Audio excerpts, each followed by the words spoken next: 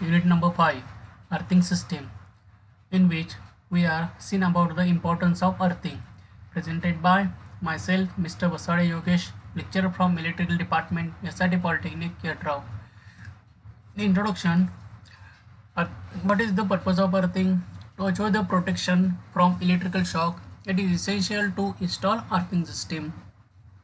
म्हणजेच आपल्याला जर एखाद्या गोष्ट इक्विपमेंट्स किंवा ह्युमन बिंगचं प्रोटेक्शन करण्यासाठी इलेक्ट्रिक शॉक पासून प्रोटेक्शन करण्यासाठी आपण अर्थिंग सिस्टम इन्स्टॉल करतो.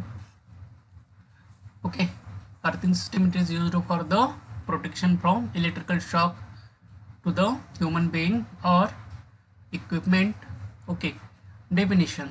Earthing means connecting metallic body of the electrical equipment to earth to avoid the hazards due to the leakage current. If leakage current keeps circulating in the body of the equipment, it might be result in electrical shock to the person who touches the metallic body. In which earthing means connecting metallic body of the electrical equipment. आता earthing म्हणजेच काय, हे suppose एक equipment आहे, ठीक आहे, एक heater coil असेल. सपोज काहीतरी प्रॉब्लेम झाला हीटर कॉईलमध्ये, तर काय होतं, हीटर कॉईल इन्सुलेशन खराब झालं असेल तर काय होतं, हीटर कॉईल त्या बॉडीला टच होते. ओके, हीटर कॉईल बॉडीला टच झाल्यानंतर, कारण त्या ठिकाणी इन्सुलेशन नाही आहे बॉडी आणि इक्विपमेंटमध्ये, ठीक आहे, त्यावेळेला काय होणार. आता या ठिकाणी बघा, ह्या पिक्चरमध्ये दाखवलेलं आहे, या ठिकाणी हे जे इन्सुलेशन ब्रेक झालं आहे, एक रेड कलरचं आहे ते इन्सुलेशन आहे आणि ही ब्लॅक कलरची वायर आहे. ओके, मग ही वायर काय झाली आहे, बॉडीला टच झाल्या. मग टच झाल्यानंतर ह्या इक्विपमेंटच्या बॉडीमधून करंट पास होत आहे. मग करंट पास झाल्यामुळं ज्यावेळेला एखादा पर्सन या मेटॅलिक बॉडीला टच करेल त्यावेळेला काय होणार, त्याला शॉक बसू शकतो. कारण सपोज त्याने खाली पायामध्ये काही चप्पल वगैरे घातली नसेल तर काय होणार आहे, त्या ठिकाणी त्याला शॉक बसण्याची शक्यता आहे. कारण हा जो करंट आहे, बॉडी म्हणजेच काय, एक return path of the current असं काम करतं अर्थिंग. किंवा जी काही जमीन असेल ती जमीन काय करते, करंटला रिटर्न पाथ प्रोव्हाइड करत असते. ओके, मग ज्यावेळेला आपण अशा लिकेज करंट असलेल्या, म्हणजेच काय, सपोज या हिटिंग एलिमेंटचे एक इन्सुलेशन ब्रेक झालेलं आहे. मग इन्सुलेशन ब्रेक झाल्यामुळं ह्या इक्विपमेंटच्या बॉडीमधून करंट पास होत आहे. मग त्यावेळेला जर आपण त्या इक्विपमेंटला हात लावला तर काय होतं, हा जो करंट आहे इक्विपमेंटच्या बॉडीमधला तो करंट आपल्या शरीरामधून फ्लो होणार आणि डायरेक्टली ग्राउंडला जाणार. ग्राउंड म्हणजे मी काय सांगितलं, एक करंटचा रिटर्न पाथ आहे, ठीक आहे. त्यामुळे इकडून फेज मिळाली याला बॉडीला आपल्या आणि इकडून न्यूट्रल मिळाले असं कन्सिडर करूया आपण. असा हा करंटचा पाथ कंप्लीट झालेला आहे आणि अशा पद्धतीने आपल्याला शॉक बसू शकतो. मग हे अवॉइड करण्यासाठी काय करायचं, त्या इक्विपमेंटला अर्थिंग देणं इसेन्शियल आहे. अर्थिंग म्हणजेच काय करतो आपण, ह्या इक्विपमेंटची बॉडी काय करतो, ग्राउंडशी कनेक्ट करतो.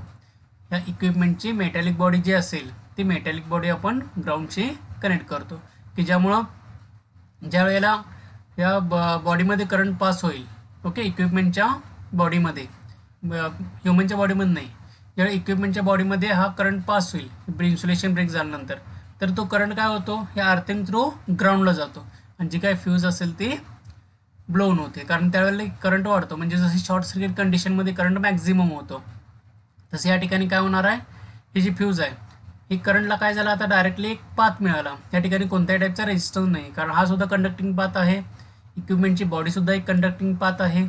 त्यामुळे काय झालं, हा जो करंट आहे तो इक्विपमेंटच्या बॉडीमधून डायरेक्टली ग्राउंडला जाणार आहे. त्यामुळे ऑटोमॅटिकली फेज आणि न्यूट्रल शॉर्ट झाल्यासारखी जी कंडिशन असते ती कंडिशन या ठिकाणी अचीव होईल आणि तो करंट इन्क्रीज झाल्यामुळे जी काही फ्यूज असेल त्या इन्स्टॉलेशनवरती कनेक्ट केलेली ती फ्यूज ब्लोन होणार आहे. नॉर्मल कंडिशनमध्ये काय, फ्यूज क्लोज सर्किट आहे. पण ज्यावेळेला इक्विपमेंटच्या बॉडीमध्ये करंट जाईल, ओके, इक्विपमेंटच्या बॉडीमध्ये करंट जाईल आणि हा करंट जर अर्थ असेल, जी इक्विपमेंटची बॉडी आहे ती जर अर्थ केलेली असेल, प्रॉपरली अर्थ केली असेल, तर काय होते, त्यावेळेला जरी बॉडीमध्ये हा करंट आला इक्विपमेंटच्या बॉडीमध्ये, ते सुद्धा हा करंट डायरेक्टली अर्थला जातो आणि शॉर्ट सर्किटसारखी कंडिशन होते आणि या ठिकाणी फ्यूजचा, या कंडक्टरचा करंट इन्क्रीज होऊन ही ज्या ठिकाणी फ्यूज असेल ती फ्यूज ब्लोन होते. फ्यूज वर्किंग प्रिन्सिपल काय, ज्यावेळेला हायर करंट फ्लो होतो फ्यूजमधून त्यावेळेला फ्यूज असेल ती ब्लोन होऊन जाते, म्हणजेच काय, कट होते फ्यूज, त्या ठिकाणी मेल्ट होऊन जाते फ्यूज. ओके, त्यामुळे अशा पद्धतीने ह्या इक्विपमेंटचं प्लस ह्युमन बिंगचं प्रोटेक्शन होतं त्यावेळेला. ओके, कन्सेप्ट कळाली. नॉर्मल कंडिशनमध्ये करंट नसतो बॉडीमध्ये, इक्विपमेंटच्या बॉडीमध्ये, कंडिशनमध्ये काय होणार आहे, आता नॉर्मल कंडिशनमध्ये बघितलं हे पूर्ण इन्सुलेशन आहे, रेड कलरचं इन्सुलेशन, ब्लॅक कलरचं एलिमेंट आहे, इथं फ्यूज आहे. ॲबनॉर्मल कंडिशन म्हणजेच काय, इथलं इन्सुलेशन वीक झालं, वीक झाल्यामुळे काय झालं, हा कंडक्टर आहे तो बॉडीला टच झाला, बॉडीला टच झाला की बॉडीमधून करंट फ्लो झाला. ओके, इक्विपमेंटच्या बॉडीमधून ह्या करंट फ्लो झाला. त्या इक्विपमेंटच्या बॉडीमधलं करंट फ्लो होत असताना जर आपण त्या इक्विपमेंटला हात लावला तर आपल्याला शॉक बसू शकतो आणि त्यावेळेला आपण मरण्याची सुद्धा शक्यता असते. मग ते अवॉइड करण्यासाठी अर्थिंग इम्पॉर्टंट आहे. मग अर्थिंग केल्यामुळं काय होतं, आता हा करंट काय झाला, डायरेक्टली आपण जमिनीवर उभारलेला आहे. जमीन म्हणजे काय सांगितलं मी, एक करंटला एक रिटर्न पाथ प्रोव्हाइड करत असते, म्हणजे न्यूट्रलसारखं काम करत असते. ओके, त्यामुळं काय होतं या ठिकाणी, आता हा जो करंट आहे बॉडीमधला आणि आपण ह्याला ज्या वेळेला हात लावतो, हात लावल्यानंतर काय होणार आहे, या ठिकाणी हा जो करंट आहे तो करंट आपल्या बॉडीमधून पासून ग्राउंडला जाणार आहे, त्यामुळे आपल्याला त्या ठिकाणी शॉक बसू शकतो.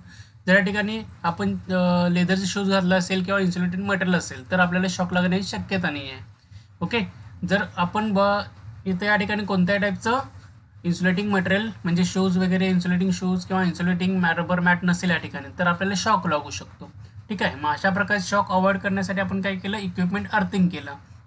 इक्विपमेंट अर्थिंगमध्ये काय होतं, जरी या बॉडीमधून करंट पास झाला तर त्या काय होणार आहे, करंट हा डायरेक्टली अर्थला जाणार आहे, कारण अर्थचा जो रेजिस्टन्स असतो तो बिलो 5 ओहम असतो आणि आपल्या बॉडीचा जो रेजिस्टन्स आहे तो मेगा ओहममध्ये असतो. ठीक आहे, मग हा जो करंट आहे तो डायरेक्टली अर्थला पास होणार. हा जो बॉडीमध्ये अर्थ फॉल्ट झाल्यानंतर जो करंट येणार आहे तो डायरेक्टली अर्थला पास होणार आहे, अर्थचा रेजिस्टन्स कमी असल्यामुळं. त्यामुळं काय होणार आहे, जरी आपण ह्याला हात लावलो तरी सुद्धा काय आपल्याला शॉक बसण्याची शक्यता नाही, कारण आपल्या बॉडीचा रेजिस्टन्स जास्त आहे आणि इथला रेजिस्टन्स अर्थिंगचा कमी आहे. अर्थिंगचा रेजिस्टन्स कमी झाल्यामुळे काय झालं, current always follow the low resistance path. ज्या ठिकाणी लो रेजिस्टन्स पाथ असेल म्हणजे रेजिस्टन्स कमी असेल त्याच ठिकाणी करंट पहिल्यांदा प्रेफरन्स देतो करंट, म्हणजे त्याच ठिकाणाहून करंट फ्लो होतो. जास्त रेजिस्टन्सच्या ठिकाणी करंट कमी असतो आणि लो रेजिस्टन्सच्या ठिकाणी करंट जास्त असतो. रेजिस्टन्स आणि करंटचं रिलेशन कसं आहे, इन्व्हर्सली प्रोपोर्शनल आहे. त्यामुळे ह्या ठिकाणी रेजिस्टन्स अर्थिंगचा कमी असल्यामुळं हा जो करंट आहे तो अर्थ थ्रू ग्राउंडला पास होऊन जातो. या ठिकाणी आपल्याला शॉक बसू शकणार नाही, कारण का आपल्या बॉडीचा रेजिस्टन्स जास्त असतो, मेगा ओहममध्ये असतो. ठीक आहे, अशा प्रकारे आपल्या बॉडीचं प्रोटेक्शन होतं. मग हा करंट अर्थला पास झाल्यामुळे काय होतं, हा जो करंट आहे तो करंटची जशी शॉर्ट सर्किट कंडिशन असते, पेज न्यूट्रल शॉर्ट झाल्यानंतर काय होणार आहे, हा जो करंट आहे तो करंट इन्क्रीज होणार आहे. एकदम करंट इन्क्रीज झाल्यामुळं फ्यूज आहे ती फ्यूज मेल्ट होऊन जाणार आणि हे सर्किट काय होणार आहे, ब्रेक होऊन जाणार. सर्किट ब्रेक झालं की या इक्विपमेंटमधून करंट फ्लो होणं बंद होऊन जाणार आणि त्या आपल्या बॉडीचं प्रोटेक्शन होणार आहे, प्लस त्या इक्विपमेंटचं सुद्धा प्रोटेक्शन होऊन जातं. त्यासाठी अर्थिंग इम्पॉर्टंट आहे. Earthing is used to protection from electrical shock from to the equipment and person. Earthing कशासाठी यूज करायचं, to protect human being and equipment from earth leakage current. Okay, the definition of earthing is, earthing means connecting metallic body of the electrical equipment. म्हणजे ही metallic body आहे, ती metallic body आपण काय ग्राउंडला connect करतो. Okay, ह्या इक्विपमेंटची मेटॅलिक बॉडी आहे.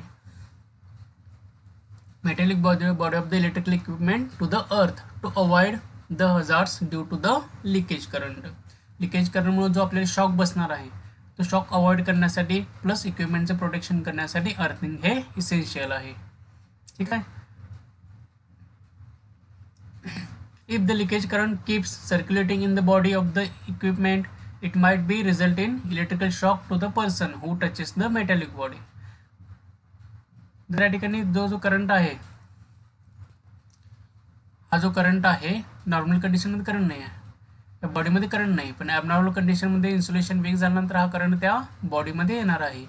बॉडीमध्ये आल्यानंतर आपण जर त्याला हात लावला तर आपल्याला शॉक बसणार आहे. ठीक आहे,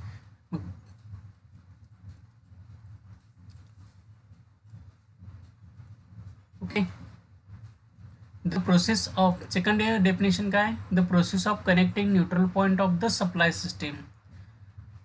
आता एका वेळी काय होतं, थ्रीपेज सिस्टीम असते, थ्रीपेज सिस्टीममध्ये जे न्यूट्रल पॉईंट असतो तो न्यूट्रल पॉईंट आपल्याला अर्थ करावा लागतो. म्हणजे स्टार कनेक्शन माहीत असेल तुम्हाला, जो काय स्टार पॉईंट असतो तो अर्थ करण्यासाठी आपण यूज करतो. ओके, और the metallic parts of the all electrical equipment to the mass of earth म्हणजेच काय असणार आहे, जमिनीबरोबर कनेक्ट केलेलं असणार आहे. और ground that possesses zero or negligible resistance is called as the earth. त्यामध्ये काय सांगितलेलं आहे, नेटी neutral point of the system, म्हणजे सिस्टीमचा न्यूट्रल पॉईंट त्यामध्ये बघितलेला आहे. आता हे 3 फेज ट्रान्सफॉर्मर आहे. 3 फेज हा डिस्ट्रीब्युशन ट्रान्सफॉर्मर आहे. त्या डिस्ट्रीब्युशन ट्रान्सफॉर्मर थ्रू सप्लाय आपल्या घरापर्यंत देतो. आता आपण घरामध्ये कोणती सिस्टीम यूज करतो, सिंगल फेज सिस्टीम यूज करतो. इंडस्ट्रीमध्ये 3 फेज सिस्टीम यूज करतो. आता ह्या सिंगल फेज सिस्टीममध्ये जो काय ट्रान्सफॉर्मरचा न्यूट्रल पॉईंट आहे, तो न्यूट्रल पॉईंट ग्राउंड केलेला असतो किंवा अर्थ केलेला असतो, किंवा प्रत्येक घरामध्ये काय केलेलं असतं, अर्थिंग किंवा ग्राउंडिंग केलेलं असतं. म्हणजे हा जो स्टार कनेक्शन आहे आपलं 3 फेजचं, त्या 3 फेजचं स्टार कनेक्शन ग्राउंड केलेलं असतं. और ग्राउंड दॅट पजेसेस झिरो और निग्लिजिबल रेजिस्टन्स. जेव्हा आपण हे कनेक्शन करतो न्यूट्रलचं ग्राउंड बरोबर किंवा अर्थिंग करतो, त्यावेळेला हे पोटेन्शियल असतं, म्हणजे जे अक्रॉस व्होल्टेज असतं ते व्होल्टेज काय असतं, 0 असतं. तसेच त्यातला रेजिस्टन्स असतो, तो रेजिस्टन्स निग्लिजिबल म्हणजे बिलो 5 ओहम किंवा आयडियल कंडिशनमध्ये 0 असायला पाहिजे अर्थिंगचा रेजिस्टन्स. हे झालं आपल्या डेफिनेशन अर्थिंगच्या. नेक्स्ट बघूया आपण आता हे इक्विपमेंट अर्थिंगमध्ये. बघा आता इक्विपमेंट अर्थिंगमध्ये काय केलं आहे, ही 3 फेज सप्लाय आहे. 3 फेज सप्लायचे न्यूट्रल पॉईंट आहे. आपण काय सिंगल फेज AC मोटर आहे, त्याला फेज आणि न्यूट्रल केलेला आहे. आणि ही जी मेटॅलिक बॉडी आहे, याची metallic body which is connected to the earth or any type of substation wire or electrical tower वरती जी वायर असते, ती वायर वरच्या साईडची वायर असते, ती ग्राउंड किंवा अर्थला कनेक्ट केलेली असते, की जेणेकरून ही ट्रान्समिशन लाईनमध्ये सपोज एखाद्या वेळी पोलवरती जर वीज पडली तर वीज डायरेक्टली ग्राउंड व्हावी, यासाठी हे ग्राउंडिंग केलेलं असतं किंवा अर्थिंग केलेलं असतं ही वरच्या वायरला ट्रान्समिशन लाईनच्या. ठीक आहे, तसं हा स्टार पॉईंट आहे. हा स्टार पॉईंटसुद्धा ग्राउंड केलेला असतो, की जेणेकरून हे जे फेज आहे ते फेज बॅलन्सिंग होण्यासाठी, ते आपण नंतर बघणार आहोत. अर्थिंग राहिलं, अर्थिंग प्रत्येक वेळी इसेन्शियल आहे. आपण काय करतो, कोणत्याही कनेक्शनचा स्टार पॉईंट म्हणजे स्टार कनेक्शन केलं असेल आपण 3 फेज सिस्टीमचं, 3 फेज इंडक्शन मोटर असू दे, 3 फेज ट्रान्सफॉर्मर असू दे, ते स्टार कनेक्शन केलं असेल तर न्यूट्रल पॉईंट अर्थ करायचा. प्लस घरामध्ये किंवा इंडस्ट्रीमध्ये जे काही इलेक्ट्रिकल इक्विपमेंट्स आहेत त्याची मेटॅलिक बॉडी असेल, ती मेटॅलिक बॉडी कंपल्सरी अर्थिंगला कनेक्टेड करणे इम्पॉर्टंट आहे. जर कनेक्शन केलं नाही तर काय होणार, it will be dangerous for the human being as in also equipment आणि ह्युमन बेईंग दोघांसाठी ते इसेन्शियल आहे.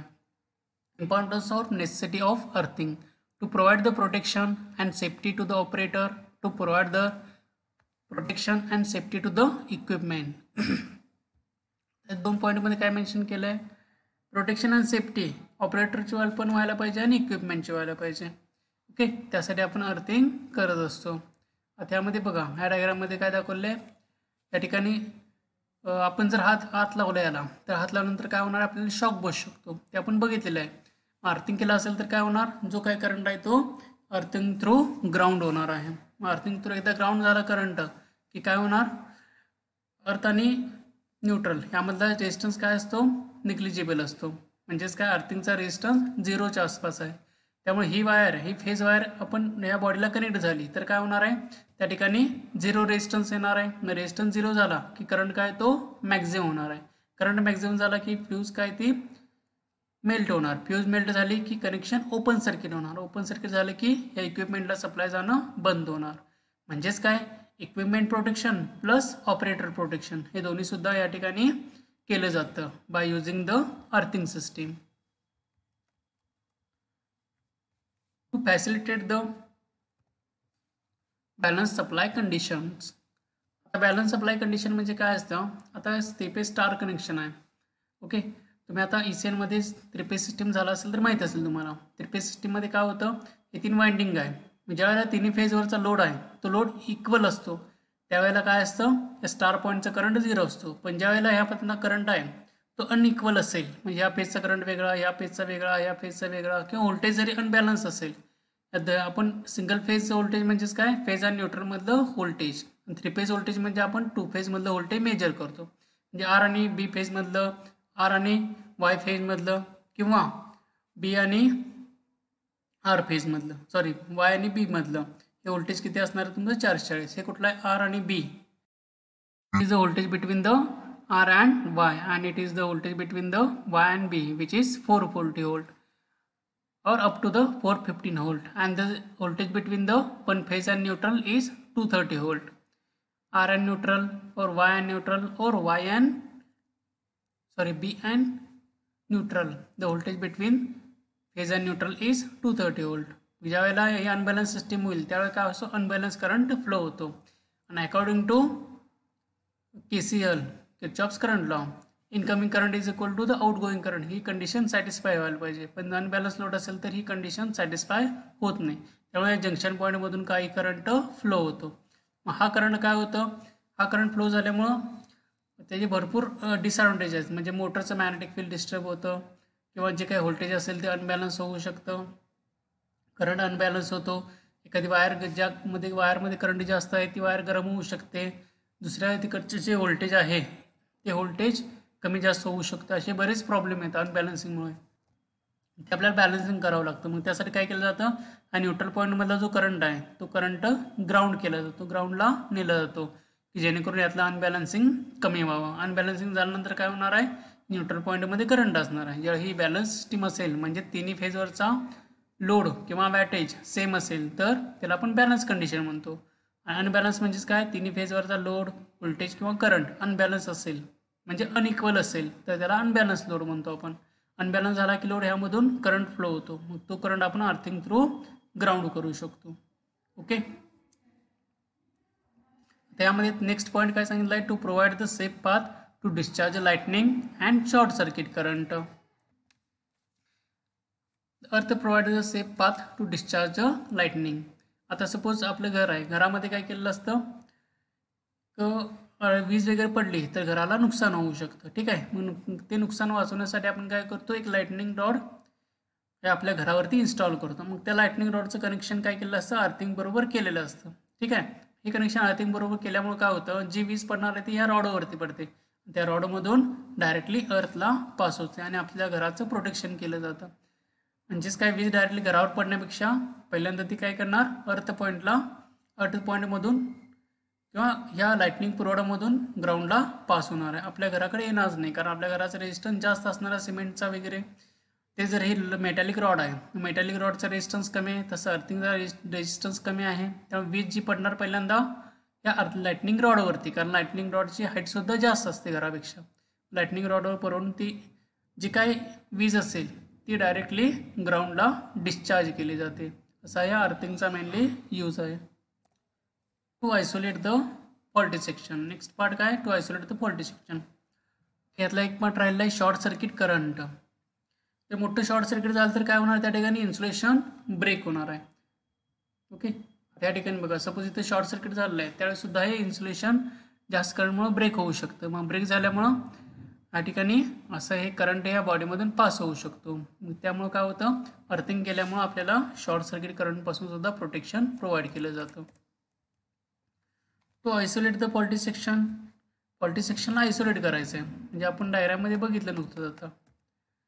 आता काय झालं अर्थिंग थ्रू काय झालं आता ह्या इक्विपमेंटमध्ये फॉल्ट आहे. दुसरं एखादं इक्विपमेंट असेल त्यामध्ये फॉल्ट नसेल अर्थ फॉल्ट नसेल फक्त ह्या इक्विपमेंटमध्ये अर्थ फॉल्ट झाला असेल तर काय होणार किंवा सपोज 2 रूम आहेत ह्या रूममध्ये गिझर आहे दुसऱ्या रूममध्ये लाइटनिंग सर्किट आहे फक्त तर काय केलं जातं ह्या रूममधली जी फ्यूज असेल ती फ्यूज फक्त अर्थ फॉल्ट झाल्यामुळे ब्लोन होणार म्हणजेच काय मेल्ट होणार आहे फ्यूज.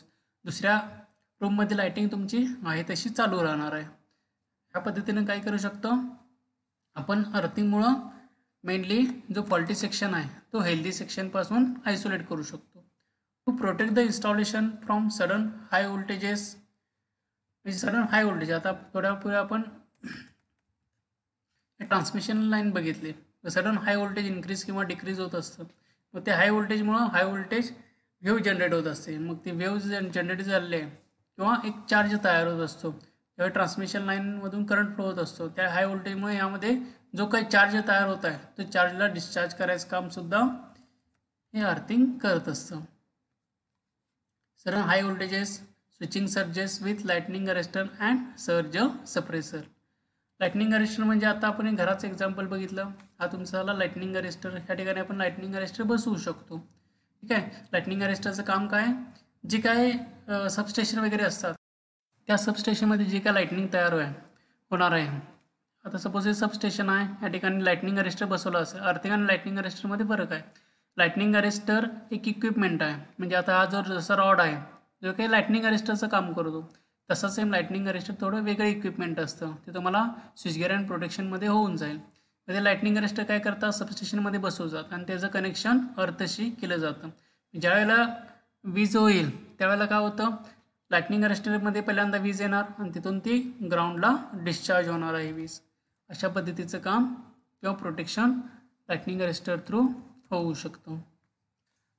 स्विचिंग सर्जेस म्हणजे आपण एखादा हाय एच पीची मोटर म्हणजे 500 एच पीची मोटर वगैरे किंवा 100 ते 500 एच पीच्या मोटर ऑन केल्या तर काय होतं, त्या ठिकाणी स्टार्टिंग करंट मोटरचा नेहमी जास्त असतो. ओके, मोटर स्टार्टिंगला जास्त करंट घेते, म्हणजे ॲक्च्युअल रेटेड करंटच्या सपोज 5 एम्पियर करंट असेल त्याच्या 5 ते 10 पट करंट जवळजवळ जास्त घेते. Okay, starting current. ह्या हाय स्टार्टिंग करंटमुळं काय होतं, किंवा हाय आपण स्विचिंग केल्यामुळं हाय स्टार्टिंग करंट तयार झाला, त्यामुळे व्होल्टेजची एक वेव्ह तयार होते. त्या वेव्हला सप्रेस करायचं कामसुद्धा हे लाईटनिंग अरेस्टर अर्थिंग थ्रू करत असते. सर्ज म्हणजेच काय, हाय व्होल्टेज एक वेव्ह तयार होते. लाईटनिंगमध्ये जसं हाय व्होल्टेज तयार होऊन डिस्चार्ज होतो, तसा सर्ज म्हणजेच काय, हाय व्होल्टेज एक स्पाइक तयार होत असते.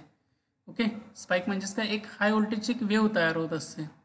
ठीक आहे, त्याला आपण सर्ज म्हणतो. To provide the alternative path for leakage current to flow towards earth. आता ह्याचं मिनिंग बघूया आपण. त्यामध्ये सपोज हे इन्सुलेशन असेल, ठीक आहे, हे जे इन्सुलेशन आहे हे सपोज वीक असेल, फक्त हे इन्सुलेशन निघालं नाही आपण कन्सिडर करूया. ठीक आहे, इथे इन्सुलेशन आहे, पण काय झाले, हे इन्सुलेशन जशी लाईफ संपत जाईल तसं काय व्हायला, वीक व्हायला लागले. वीक झाल्यामुळे यामधून लिकेज करंट फ्लो होतो.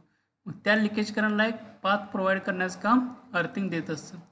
तो लिकेज करंट जास्त पण डेंजर नसतो, पण परमिसेबल लिमिटच्या वरती असेल लिकेज करंट इन्सुलेशनमधला तर तो डेंजर असतो हेल्थसाठी. ठीक आहे, त्यामुळे हाय लिकेज करंट झाला की हा करंट काय होणार आहे, इथून असा पास होणार. म्हणजे जरी इन्सुलेशन निघालं नसलं पण इन्सुलेशन खराब झाल्यामुळं त्यामधून लिकेज करंट फ्लो होतो. इन्सुलेशनमधून सुद्धा करंट फ्लो होतो. लिकेज करंट म्हणजे काय असते, इन्सुलेशनची मेन प्रॉपर्टी काय, करंटला अपोज करणे.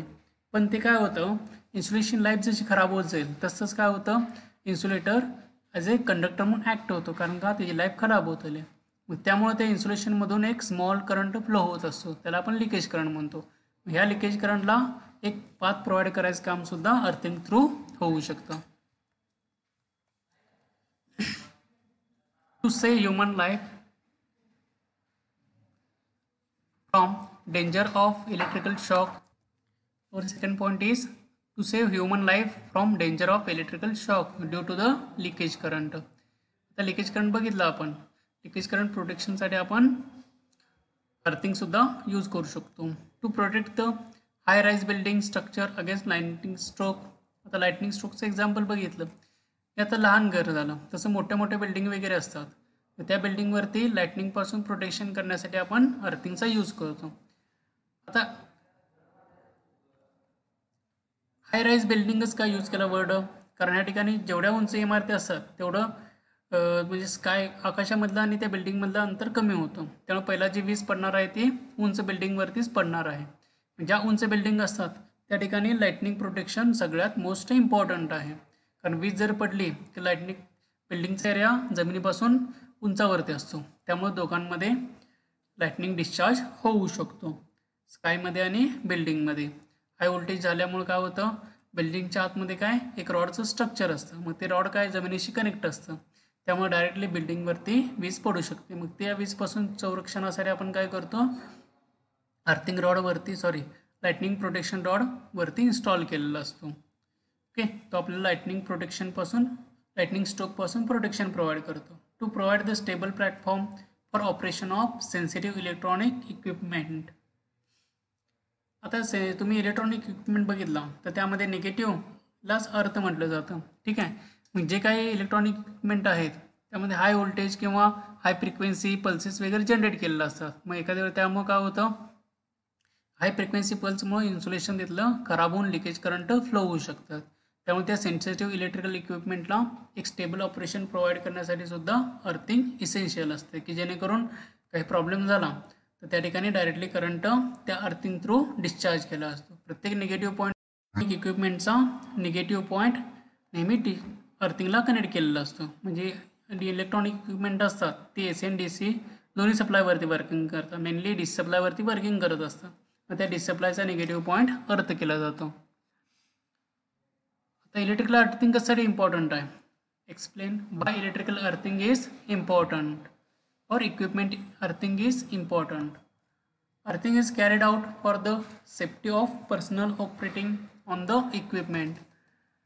Earthing is more essential to person who work on the machine or equipment etc. Okay, if a person comes in contact with the body frame of the machine under this faulty condition, the fault current flows through two paths. One will be through earth connection and other will parallel with the body resistance of the person touching the faulty machine. त्यामध्ये काय सांगितलंय, जर एखादा person इक्विपमेंटच्या कॉन्टॅक्टमध्ये आला की ज्यामध्ये fault create झालेला आहे. आता यामध्ये दाखवलेलं आहे मग अशी बघितल्याप्रमाणे. आता हे नॉर्मल कंडिशन आहे आणि ज्यावेळेस ह्यामध्ये फॉल्ट क्रिएट झालेला आहे, मग फॉल्ट क्रिएट झालेल्या मशीनच्या कॉन्टॅक्टमध्ये मेटॅलिक फ्रेमच्या कॉन्टॅक्टमध्ये हा पर्सन आलेला आहे. तर त्यावेळेला काय होणार, त्यावेळेला करंटला दोन पाथ अवेलेबल होणार. Current flows from the two paths. One will be through the earth connection. आता एक पाथ कुठं झाला कनेक्शनचा, अर्थिंग थ्रू झाला. And other in parallel with the body resistance of the person touching the faulty machine. आणि second part कुठं झाला, body resistance of the person touching faulty equipment. म्हणजेच काय, सेकंड पाथ कुठं मिळणार आहे त्याला, या पर्सनच्या बॉडीमधून. ठीक आहे, फर्स्ट पाथ डायरेक्टली अर्थिंगमधून आणि सेकंड पाथ डायरेक्टली या ह्युमनच्या बॉडीमधून ग्राउंडला जाणार आहे.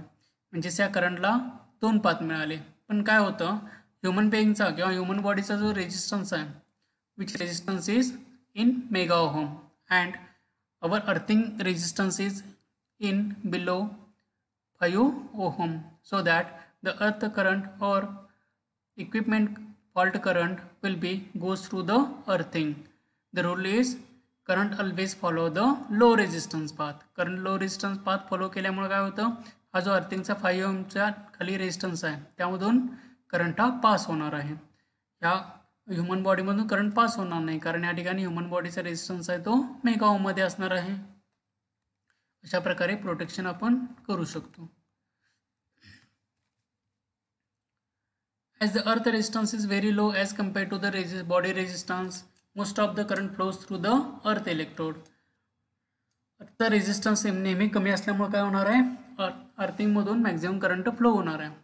As compare to the person body, आपल्या बॉडीचा रेजिस्टन्स काय असणार आहे, जास्त असणार आहे. त्यामुळे मोस्ट ऑफ द करंट कशामधून फ्लो होणार, अर्थिंगमधून फ्लो होणार, कारण रेजिस्टन्स कमी आहे तिथं.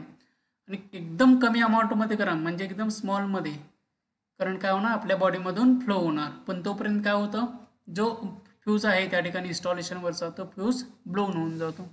जसे person can be protect against getting severe shock hazards. Okay, earthing also secure equipment itself when the body of the equipment is connected to the earth through earth electrode, and if a line to body fault takes place, that means earth fault takes place, very large current flows through this connection which will blow off the fuse in phase line circuit. म्हणजे आता यामध्ये काय झालं, third पार्टमध्ये या बॉडीमध्ये इक्विपमेंटमधून current flow होत आहे. मग करंट फ्लो झाल्यामुळे काय होणार आहे, याचा करंट इन्क्रीज होणार आहे, कारण डायरेक्टली याचा रेजिस्टन्स अर्थचा कमी आहे. कमी झाल्यामुळे काय होणार, फेज टू अर्थ शॉर्ट सर्किटसारखं ॲक्ट होणार आणि करंट वाढल्यामुळे ही जी फ्यूज असेल ती फ्यूज ब्लोन होऊन जाणार आहे, म्हणजे मेल्ट होणार आहे. फ्यूज मेल्ट झाले की सर्किट ओपन होऊन ह्या इक्विपमेंटचं सुद्धा प्रोटेक्शन केलं जाणार आहे, म्हणजे इक्विपमेंट पण डॅमेज होण्यापासून वाचणार आहे ते.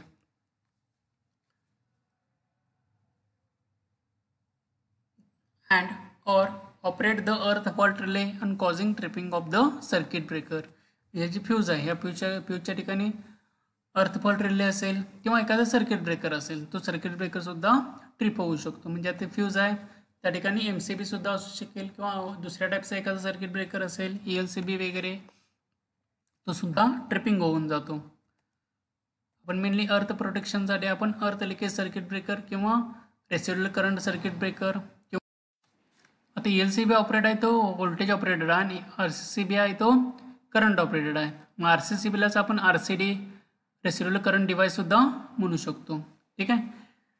अशा प्रकारे प्रोटेक्शन केलं जातं ह्युमन बिईंगचं.